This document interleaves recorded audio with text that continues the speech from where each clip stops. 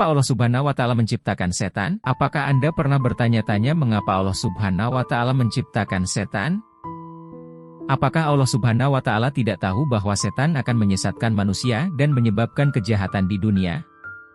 Apakah Allah Subhanahu wa Ta'ala tidak bisa mencegah hal itu terjadi?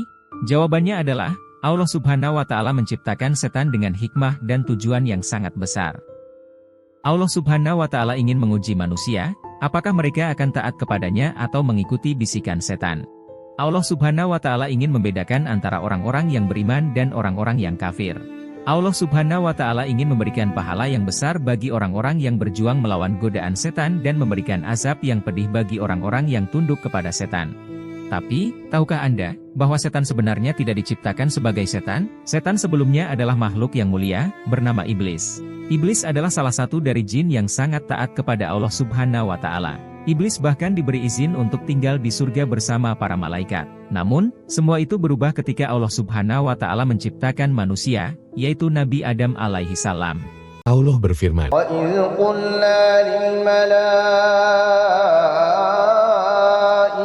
اسجدوا لآدم فسجدوا إلا إبليس قال أأسجد لمن خلقت طينا.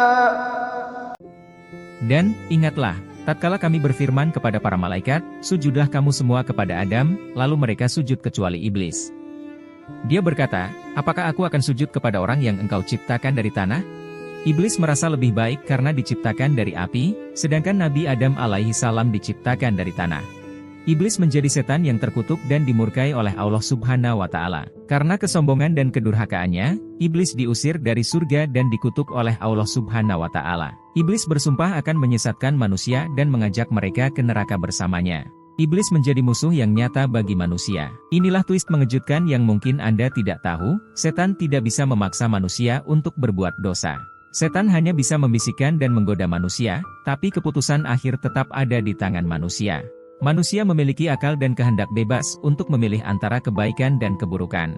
Manusia juga memiliki petunjuk dan bantuan dari Allah Subhanahu wa Ta'ala, yaitu Al-Quran dan Rasulullah Shallallahu Alaihi Wasallam. Jadi, janganlah menyalahkan setan atas kesalahan dan kegagalan kita. Kita harus bertanggung jawab atas pilihan dan tindakan kita. Kita harus berusaha untuk mengikuti perintah Allah Subhanahu wa Ta'ala dan menjauhi larangannya. Kita harus berlindung kepada Allah Subhanahu wa Ta'ala dari godaan setan. Kita harus memohon ampun kepada Allah Subhanahu wa Ta'ala jika kita berbuat dosa. Ingatlah, Allah Subhanahu wa Ta'ala menciptakan setan bukan untuk menjatuhkan kita, tapi untuk mengangkat kita. Allah Subhanahu wa Ta'ala menciptakan setan untuk menguji kita, bukan untuk menghancurkan kita. Allah Subhanahu wa Ta'ala menciptakan setan untuk memberi kita kesempatan, bukan untuk menutup pintu rahmat-Nya. Semoga Allah Subhanahu wa Ta'ala melindungi kita dari tipu daya setan dan menjadikan kita termasuk orang-orang yang beriman dan bertakwa. Amin.